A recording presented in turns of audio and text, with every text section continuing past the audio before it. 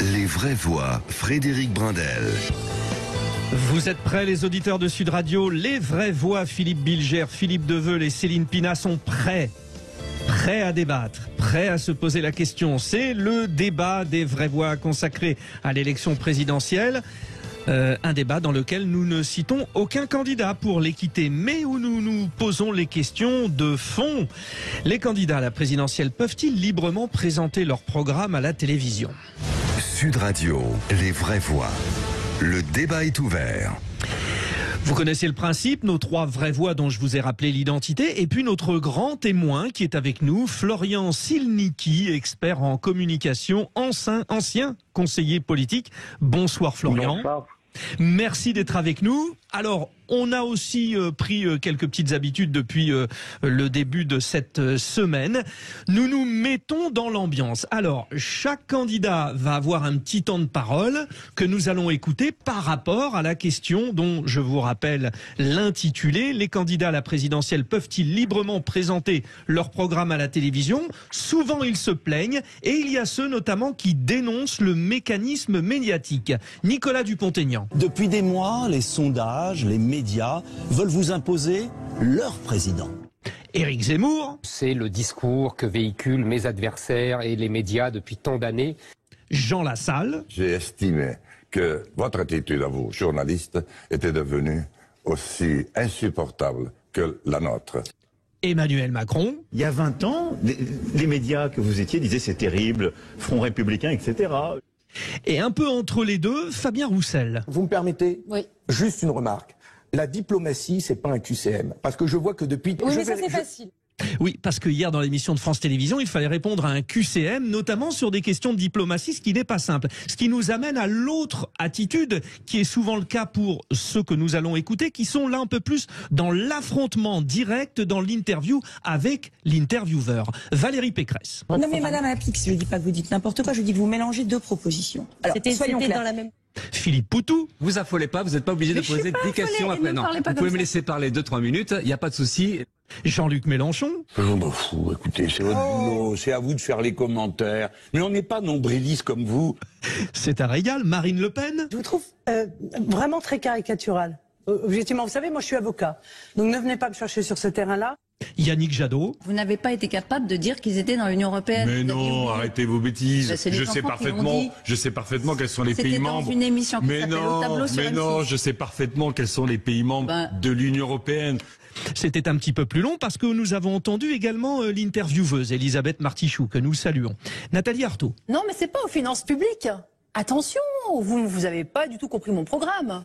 Et puis Anne Hidalgo. Des personnes qui ont porté des charges lourdes. Alors sur ce point, c'est une obsession et je veux terminer quand même par une question. Voilà, alors Florian Silnicki, nous nous posons plein de questions. Déjà, est-ce que vous partagez l'idée comme quoi finalement, quand l'homme politique ou la femme politique passe à la télévision, ce n'est pas évident qu'il ait vraiment la possibilité de présenter ses idées? Alors je vais vous dire, j'étais jusque-là convaincu qu'effectivement les journalistes se comportaient parfois trop souvent pour tirer la couverture à eux comme des snipers à l'égard des personnalités politiques qui les invitaient et qui les interrogeaient. Je sais aussi, en entendant ces extraits, qu'il est extrêmement facile pour les candidats de faire des coups de com' en attaquant les médias et en rendant les médias et les journalistes qui travaillent au quotidien dans les rédactions responsables de tous les maux. Il est vrai qu'il y a eu une mutation dans la façon dont les journalistes interrogent les candidats. On a vu notamment en 2017 les deux principaux journalistes, Nathalie Saint-Cric notamment, avoir raconté... Qui est la chef du service politique de France Télévisions, hein. Exactement. Ouais. Elle a raconté comment elle a plusieurs fois failli perdre son calme face à des candidats qui, au fond, lui laissaient aucun répit. Christophe Jacubizine, lui aussi, a expliqué à quel point il trouvait que les joutes verbales des candidats avaient été violents et, au fond, à quel point tous les deux avaient eu du mal à trouver le rôle de journaliste. Au fond, pour les candidats à l'élection présidentielle et pour leur aéropage de conseillers en communication politique, c'est toujours très confortable de considérer que le journaliste ne doit être qu'un médiateur de l'information une sorte de modérateur, garant de l'animation du débat en tant que tel, sans que jamais il les challenge. C'est vrai qu'on a trop vu une sorte de, moi j'appelle ça la bourdination, mais c'est au fond tous les journalistes vouloir se comporter comme Jean-Jacques Bourdin avec ses questions pièges, ses questions... Oui, quel est le prix de la baguette, etc. etc. Ouais. Exactement. Et au fond, ça nuit à la lisibilité du propos des candidats. C'est-à-dire que les candidats arrivent avec des formules chocs, toutes prêtes, ils se sont médiatraînés pour être le plus efficace dans ce jeu de questions-réponses, sans que jamais, au fond, quand on les écoute, on ne comprenne véritablement quelle est la ligne jaune ou la ligne rouge de leur programme, ce qui les motive. Et je trouve que à trop être dans ce jeu de questions-réponses avec ce syndrome du bon élève, c'est-à-dire j'ai la réponse à tout, eh bien on nuit à la lisibilité du programme.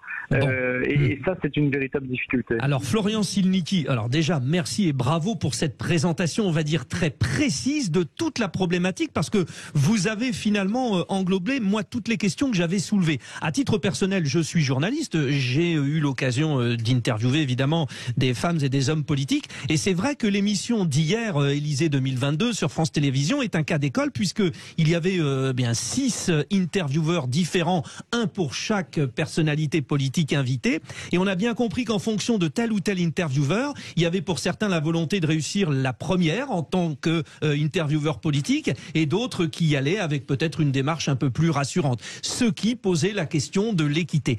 C'est à Philippe Bilger d'intervenir et de peut-être vous poser une question. Alors, je vais, Florian, vous poser une question à partir d'une affirmation. Votre propos montre que vous êtes plutôt dans cette interrogation du côté des médias, et alors qu'en revanche, je ferais plutôt porter, moi, la responsabilité sur les journalistes. J'ai trouvé cette campagne tout à fait significative du rôle décisif, voire délétère, de certains journalistes, peut-être de l'ensemble de la classe médiatique, pour les raisons suivantes. Je vais aller très vite. D'abord, bien sûr, les politiques sont libres de développer théoriquement ce qu'ils veulent. Deuxième élément, ça dépend, pardon pour ce poncif, de la qualité, du talent de chacun d'eux. Troisième élément, c'est là où je me distingue de vous, c'est que je crois que les journalistes, globalement, en dehors d'une connivence parfois évidente avec les pouvoirs en place, ne sont pas préoccupés par la volonté de faire surgir chez leur invité l'essentiel qu'il a à dire. En réalité, on passe énormément de temps dans l'exploitation du dérisoire et on attend longtemps, parfois jamais, le fait qu'apparaissent des questions fondamentales qui permettraient aux invités de parler de ce qu'ils considèrent comme le fond de leur projet. C'est cela qui me choque dans cette campagne, c'est qu'on sent de plus en plus que les journalistes sont plus préoccupés de blâmer, de contredire ou d'affirmer une sorte d'apitoiement navré, plutôt que de présenter tranquillement, sereinement, ce que l'invité a à dire. Je continue à penser que le journaliste est moins important que son invité. Alors, Philippe Bilger, juste dans la première partie de votre intervention, il y avait le mot « certains journalistes » que vous n'avez pas réutilisé à la fin. Quelque part, alors peut-être au nom de ma profession, je suis d'accord avec vous, mais peut-être un peu plus quand vous utilisez le terme « certains ». Mais Frédéric, vous savez que tout à coup j'ai été saisi par un refus de la globalisation que je déteste chez les autres. J'aurais pu dire globalement, il n'y en a pas un véritablement qui m'a emballé durant cette campagne. Alors, mais il y en a qui ont été, je dirais, moins partiaux que d'autres, entendons-nous. Alors voilà, Florian Silnicki vous répond. Je vais vous dire, moi j'ai toujours eu une admiration folle pour Philippe Bilger. Je considère qu'il a été l'un des plus grands avocats généraux à la cour d'assises et je reconnais bien là son talent. Je le trouve juste un peu sévère. On a beaucoup, au fond, été ces derniers temps dans la critique des journalistes en expliquant qu'ils étaient des sortes de potiches ou alors au contraire qu'ils transformaient des interviews en interrogatoires. Je crois que on peut trouver dans cette campagne, on doit tous collectivement trouver une situation plus équilibrée qui évite ces joutes verbales quasiment ad hominem, trop agressives, puisque dans les dernières études d'opinion, les Français nous disent que l'une des explications de leur désintérêt qui est extrêmement grand et donc extrêmement inquiétant à l'égard de cette campagne présidentielle, c'est l'agressivité qui y règne. Et donc oui, évidemment qu'il faut que le journaliste fasse accoucher le meilleur dans cette idée de l'art de la maïeutique, mais il faut aussi que ce journaliste permette à son invité de ne pas rentrer dans un tunnel de prise de parole qui ennuie tout le monde avec des mots creux qui ne disent rien. Et là, le communicant que je suis et le politique que j'ai pu accompagner et que je continue d'accompagner parfois, eh bien, peut trouver dans le journaliste un allié, un appui. Et je crois que si certains journalistes sont encore transformés dans une sorte d'exercice de bousculade, l'interview de manière permanente, c'est aussi parce qu'ils ont eu à souffrir des mécanismes de communication politique qui faisaient que les candidats parlaient beaucoup pour ne rien dire. Alors nous continuons d'évoquer Florian Silnicki, vous restez avec nous, nous parlons avec nos vraies voix. Juste un petit détail, c'est vrai quand Philippe Bilger dit que finalement il y a une tendance à vouloir questionner sur ce qui n'est pas central et prédominant. Moi, il y a quelque chose qui m'a marqué, c'est que systématiquement, quasiment systématiquement, il est posé la question aux candidats. Et au deuxième tour, si vous n'êtes pas au deuxième tour, qui soutiendrez-vous? Et tout le monde sait désormais que aucun candidat ne souhaite imaginer le fait de ne pas y être. Donc ne posons plus la question parce qu'on perd du temps. Allez, on y va. Céline Pina, réaction. Moi, je me souviens d'une époque où un politique vous disait à un journaliste, vous avez vos questions et moi j'ai vos réponses. Georges Marchais. Que voilà, pour pouvoir faire ça, encore faut-il avoir soit une idéologie précise, soit une vision de ce que peut être son projet ou une vision pour la France qu'on a une urgence à faire partager ou en tout cas une volonté. Le problème, c'est qu'on a de plus en plus des technocrates, des gestionnaires qui n'ont dans le fond pas forcément grand-chose à dire en termes de projet ou qui sont habitués à répondre à des questions techniques précises, pointues, extrêmement anglais. Ou le contraire, Céline, hein, des gens un peu plus fantasques qui ne se posent pas la question du rôle présidentiel, mais d'une éventuelle révolution ou je ne sais quoi. Oui, mais à la limite, ceux-là, paradoxalement, ont une vision du monde. Quand on voyait, c'était intéressant le passage avec Nathalie Arthaud, non qu'elle puisse... Alors on ne cite pas, hein, on le rappelle. Voilà, éliminé. Allez.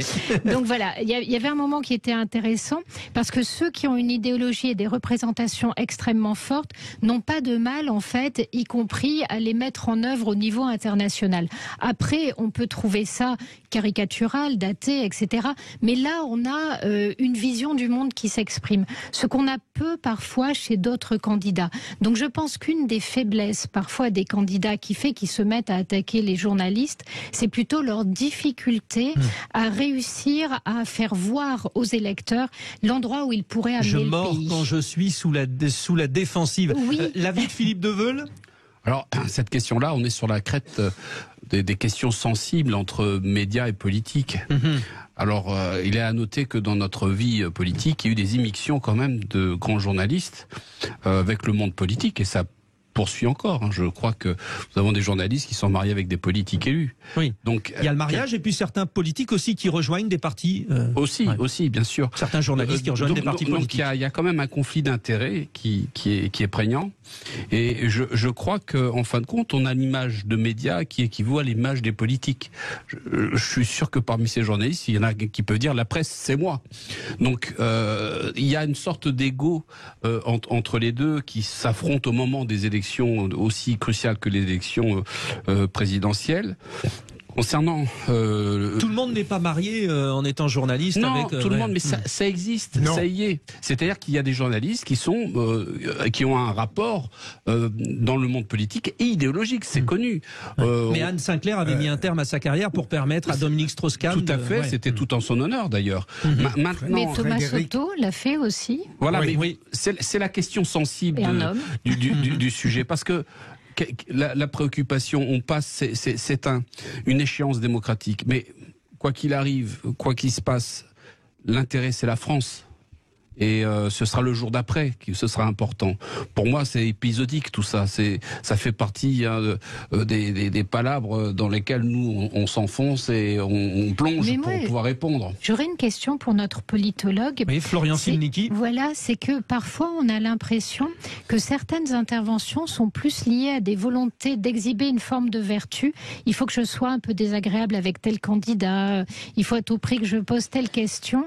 Et du coup, effectivement, ça peut mettre mal à l'aise. Est-ce que lui le ressent alors c'est pas chez tous les journalistes, bien sûr. Est-ce que lui le ressent parfois un petit peu comme ça, ou est-ce que c'est moi qui délire? Alors, Florian Silnicki va vous répondre. 2, le journaliste que je suis va aussi vous donner son point de vue, parce que je vois vraiment aussi un élément de réponse. Mais pour cela, il faut patienter. Allez, juste un petit peu de temps. Vous êtes bien sur Sud Radio. On revient sur cette question. Vous votez compte Twitter, Facebook, Sud Radio, nous répondons ensemble à la question: les candidats à la présidentielle peuvent-ils librement présenter leur programme à la télévision? À tout de suite. Les vraies voix, Frédéric Brindel.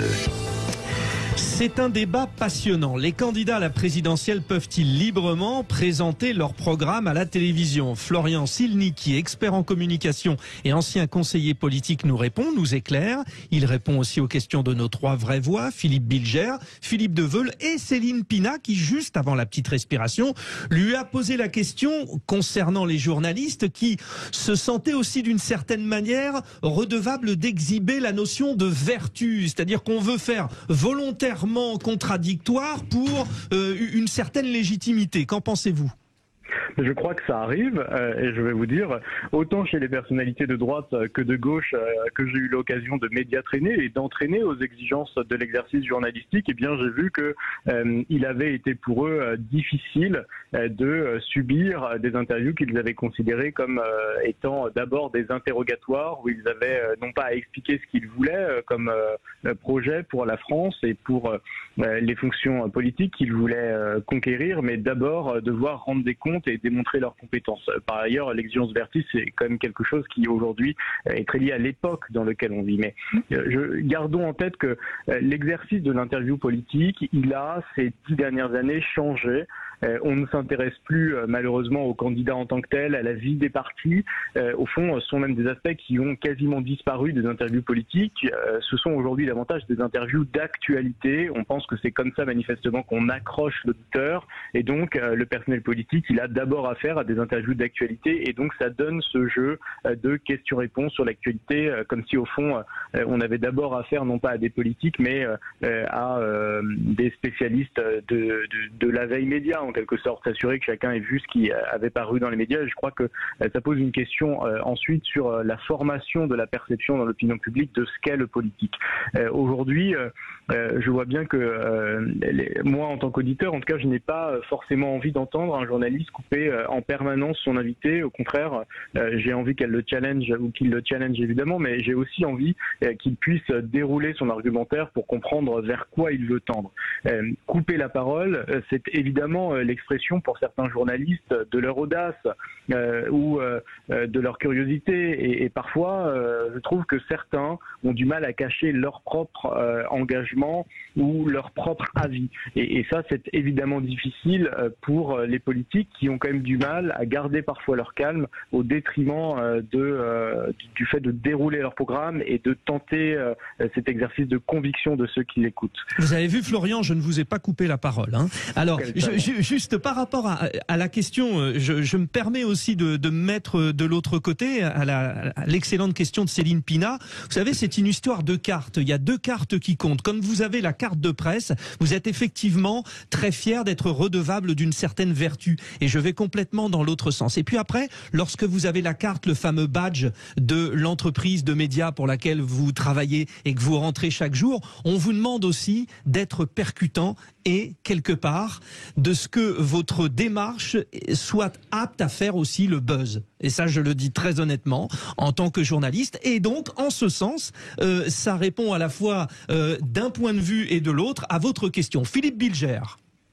Je voulais juste rebondir une seconde sur ce qu'a dit Philippe Deveul tout à l'heure lorsqu'il a évoqué la complicité dans les couples entre politiques et journalistes ou des complicités d'une autre nature. J'ai été frappé en regardant hier Élysée 2022 par le fait que une des journalistes, par exemple, traitait de manière très différente à la fin des entretiens certains des candidats, comme si en amont déjà avait été créé un lien avec eux. Oui, je vois bien à qui vous faites allusion. Oui, oui.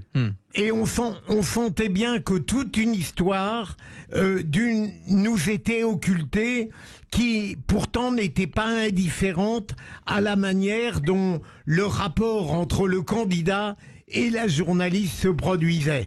Alors que pour d'autres, une sorte de froideur tout à fait généralement aimable, ne laissait pas place à des soupçons en amont. Je déteste l'idée que nous puissions être dupés par des relations entre journalistes et politiques qui existeraient sans que nous en soyons les témoins, et nous en sommes dupes parfois. Oui, et puis ça n'empêche pas aux journalistes d'être bienveillants avec tout le monde, y compris ceux avec qui nous ne sommes pas d'accord. Question à vous toujours, Florian Silnicki. Vous parliez de média training. Moi, je suis très surpris de voir dans ce domaine la piètre prestation de certains candidats qui font des longueurs, qui sont monocordes, qui n'utilisent pas la fameuse respiration si importante pour installer le propos. On sait de quoi on parle, je fais aussi du média training. Il y a certains qui n'ont pas bien préparé aussi leur affaire, j'ai l'impression. C'est vrai que je suis frappé de voir que dans cette campagne, y compris les plus grands candidats représentant les grands partis traditionnels de notre échiquier politique, ils se plantent à chaque interview, ils n'arrivent pas à délivrer leur message, ils ne savent pas rebondir sur les éléments clés de leur discours, et au fond, c'est sans doute le reflet du manque de travail. Je crois qu'ils vont à ces interviews davantage pour paraître, pour exister médiatiquement, sans se demander pourquoi ils y vont, à qui ils veulent parler, dans quelles conditions. Sur le point précédent, j'ai une question, moi, si on peut inverser l'exercice, pour Philippe. Est-ce que, évidemment, que ce soupçon qui est légitime, il peut être dérangeant, mais je sais que, par exemple, il a existé dans le monde judiciaire des grands couples, avocats-juges, par exemple. À partir du moment où ça n'a pas d'influence sur l'exercice, je crois qu'il ne faut pas remettre ça en cause en tant que tel, parce que la vie privée, elle ne doit pas souffrir de cela, et on ne peut pas avoir un soupçon généralisé à partir du moment où l'exercice lui-même n'en souffre pas. Et il faut garder, je crois, en tête peut-être un point, c'est que ils se croisent tous pendant 10 ou 15 années, souvent. Et donc nécessairement que, comme tout rapport humain ou toute relation humaine, ils nouent naturellement des liens et des affinités les uns avec les autres, même sans lien amicaux et même avec toujours la même exigence. Philippe Bilger, vous répondez ? Florian, vous avez totalement raison, et d'ailleurs, à peine ai-je affirmé ce point de vue que votre réplique me fait douter de moi-même. Mais il est clair que ce que je ne supporte pas, c'est que directement et immédiatement se manifeste ce qui doit demeurer dans le fort intérieur des deux personnes. Et c'est un peu différent, si vous voulez. On peut avoir l'impression alors que les dés sont pipés modestement, mais que c'est désagréable ce sentiment d'être un petit peu témoin de quelque chose qui nous dépasse. Je vous donne la première tendance de notre consultation. Question auprès des auditeurs de Sud Radio. Les candidats à la présidentielle peuvent-ils librement présenter leur programme à la télévision? Vous dites non à 58%, c'est-à-dire que 42% pensent que oui. Tiens, Philippe Deveul. Juste un point. Céline, oui. La forme, on dit souvent la forme, c'est le fond qui remonte à la surface. Parfois, quand un candidat n'arrive pas à s'emparer de la forme, c'est peut-être aussi qu'il est très faible sur le fond. Et on revient à la question de la vision pour la France qui est absente malheureusement du programme de gens qui pourtant concourent à la fonction présidentielle. Et vous, Philippe Deveul? Je pense que la tendance est logique, c'est que les gens s'aperçoivent bien que certains journalistes sont engagés idéologiquement et que pour certains, il y a plus de complaisance vis-à-vis d'autres et ça se ressent, même si c'est pas, si ça saute pas aux yeux, ça se ressent et donc il y a une forme de méfiance à l'endroit de la neutralité de certains journalistes sur certains candidats. Et moi, personnellement, je pense qu'en fin de compte, on a les journalistes qui correspondent au personnage politique. Quand on a eu des très grands journalistes et des très grands hommes politiques. Et je trouve que cette saison, moi, je la trouve un peu décevante par rapport à ce que j'attends. Vous savez ce qu'on dit en sport, hein, Philippe, pour faire un bon match, il faut 2 bons adversaires. Exactement. C'est ça l'idée. Mais le vrai sujet, et je suis d'accord avec Céline, c'est la France. Ouais.